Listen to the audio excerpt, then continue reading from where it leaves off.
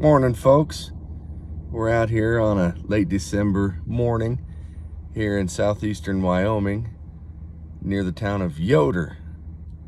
We are approximately 11 or 12 miles south of Torrington, Wyoming, and got this little place out here behind our house that we weren't expecting to see any geese roosting on because it's all froze up. But unbeknownst to us, they decided to roost on the ice last night. So I'm gonna try and get the camera rolling and show you some birds that we're inevitably going to scare up. And Easton and I are gonna try a little father-son hunt for a few hours this morning and see if we get lucky. You wanna say hi to the folks, Easton? Hey. There he is. So I'm gonna flip the camera around and see if we can't get any footage going on these geese.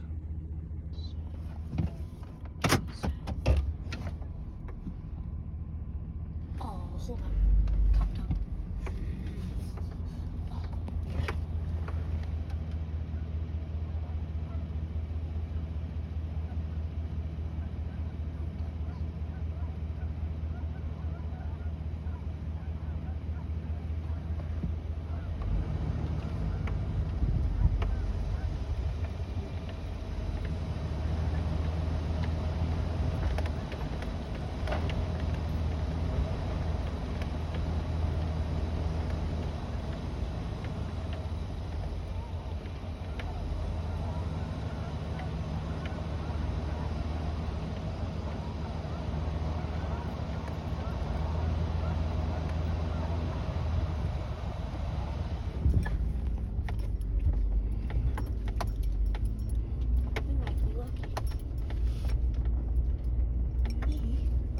May have a honey hole.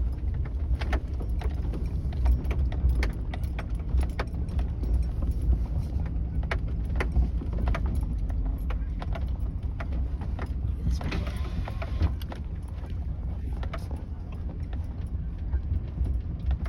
Already down.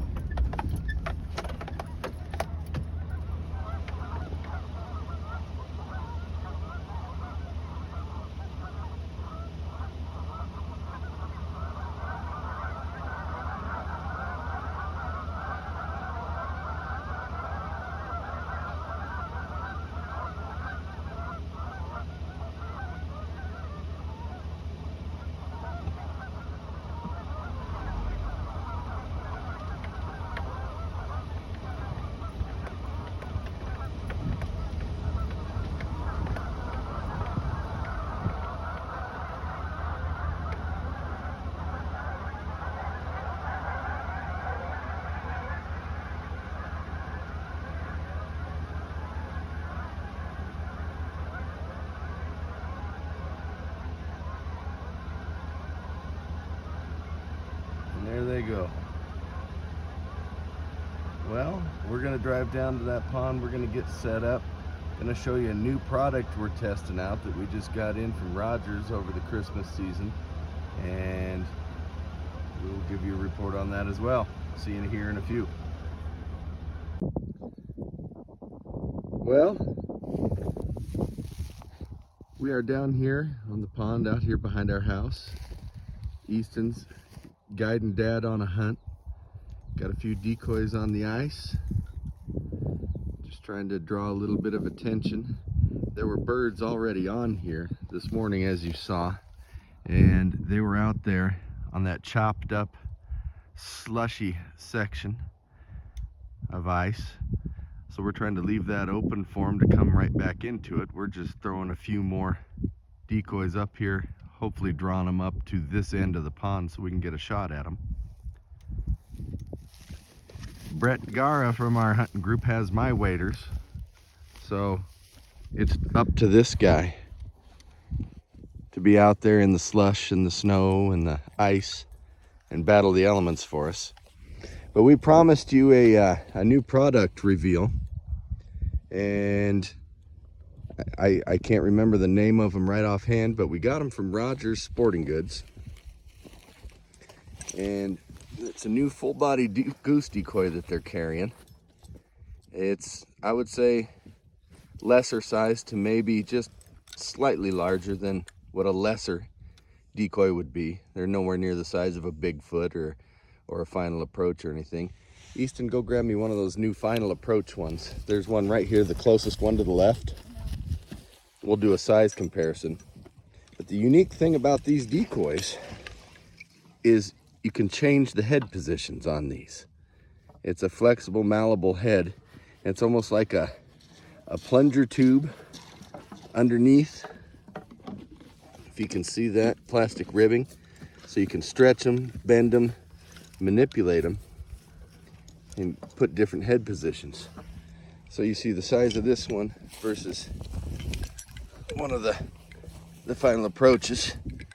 The final approaches maybe just slightly bigger, so they're not real bad sized. Don't have the greatest feather detail, but for $50 a 4-pack, they were worth a shot. Something fun to kind of play with.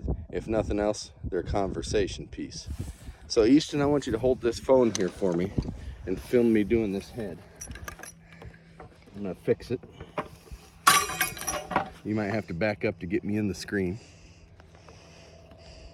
But you just pull that down and you can stretch them out, turn them into a century, have them really upright. If you want to spin them around, bend it down into a feeder, you can. You can even spin the head around, kind of turn them into a sleeper. There's a lot of things you can do with them. They may not be the best looking decoy, but like I said, something different. And if you need some more full bodies for some volume, you can pick these up pretty cheap. So for something different and something kind of fun, there you go, $50 from Rogers. Well, we're gonna throw these back out on the ice and we're gonna hunker back down in and see if we can't get some action going. Easton, go ahead and put those guys back out there. I